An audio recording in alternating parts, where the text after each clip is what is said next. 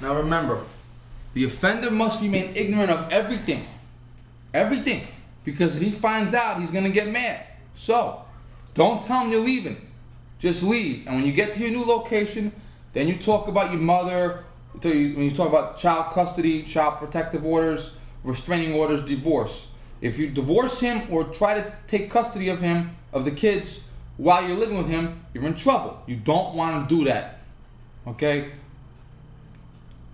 You're defending yourself. You're leaving.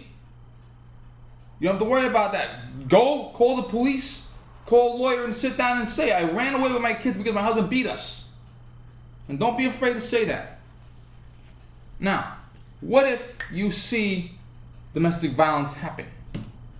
What if you see an altercation of domestic violence? What do? Do you run over and beat the shit out of the guy? Here's what you do. Remember I talked about always being a good witness and not getting involved unless you absolutely have no choice whatsoever? That goes quadruple for domestic violence, because remember, the offender and the victim will both fight you. You see the offender and the victim fighting each other. You go over to separate them. Pull them apart. Do they have weapons? Do you have a weapon? A gun, a knife. If they take it away, it becomes theirs. And they use it against each other and or you. If you see domestic violence, you get on your cell phone, you call 911, you be a good witness.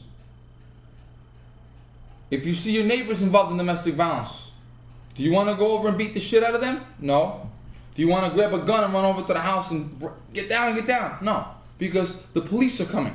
And when the police come into the house and see you brandishing a gun, they're automatically going to think you're the offender. And your neighbor is your neighbor. He knows where you live. If he gets out of jail or prison, he might not be happy. If you see domestic violence going on in your neighbor's house, you get on the cell phone, you make an anonymous phone call to 911, and you say, I witnessed domestic violence at this location.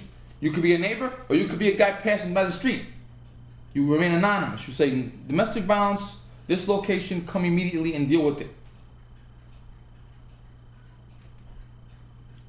If you really truly feel you want to get involved, keep in mind what I said. You might become a victim yourself. Don't forget, especially if it's like at a restaurant. You got a table, forks, knives, glasses, dishes, hot food. You don't want to get involved in that.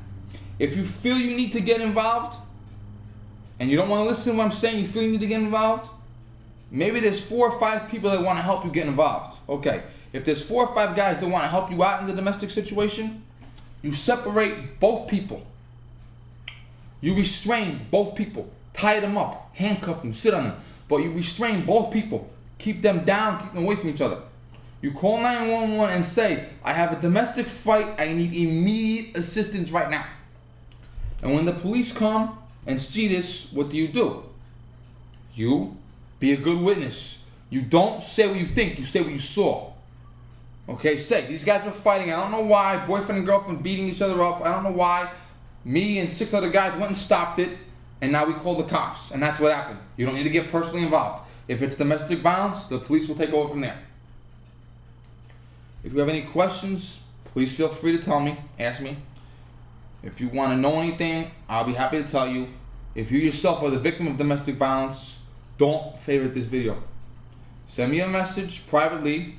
I'll get back to you as soon as possible and delete the email that I sent to you. Remember, keep him in the dark. Don't let him get the satisfaction. Don't let him find out about you.